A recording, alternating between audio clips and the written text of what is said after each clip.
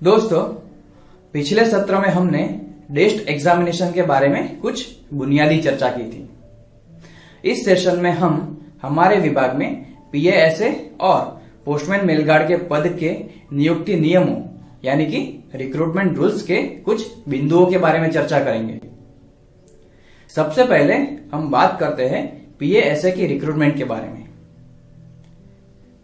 PASA की post general central service group C non gazetted ministerial post है, जो कि पे मैट्रिक्स में लेवल 4 की पोस्ट है। इस पोस्ट में दो प्रकार से रिक्रूटमेंट होती है। एक है स्टाफ सिलेक्शन कमीशन द्वारा ली जाने वाली परीक्षा द्वारा ओपन कंपटीशन से डायरेक्ट रिक्रूटमेंट, और दूसरा है विभागीय परीक्षाओं के माध्यम से प्रमोशन द्वारा रिक्रूटमेंट। यहां पर ध्यान देने वाली बात यह है कि विभाग में काम कर रहे जीडीएस भी विभागीय परीक्षा के माध्यम से पीएएसए के पद पर नियुक्त हो सकते हैं।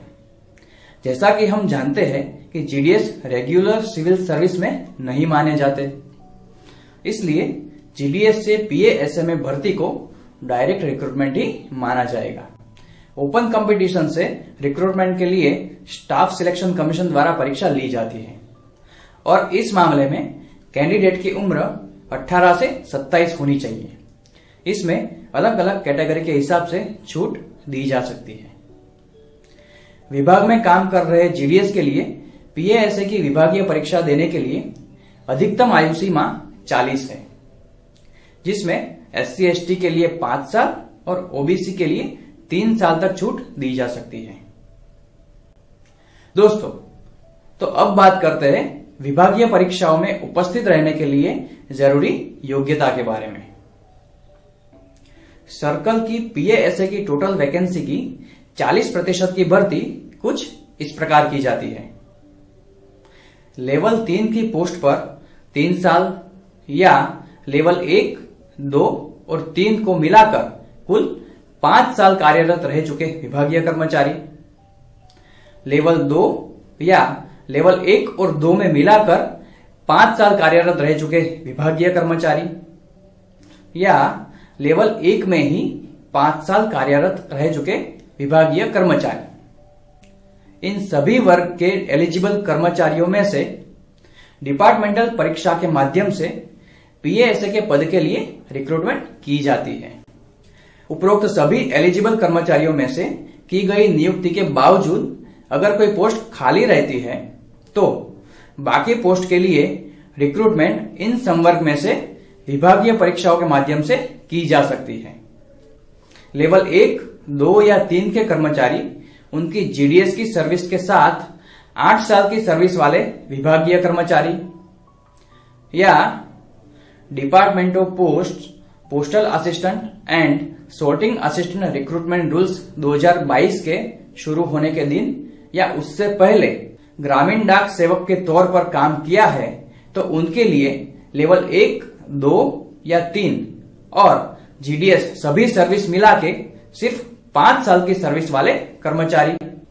इनके अलावा अगर इन सभी विभागीय कर्मियों में से भी वैकेंसी भरी नहीं जाती है तो 8 साल जीडीएस के पद पर काम कर चुके ग्रामीण डाक सेवकों से विभागीय परीक्षा के माध्यम से डायरेक्ट रिक्रूटमेंट की जा सकती है।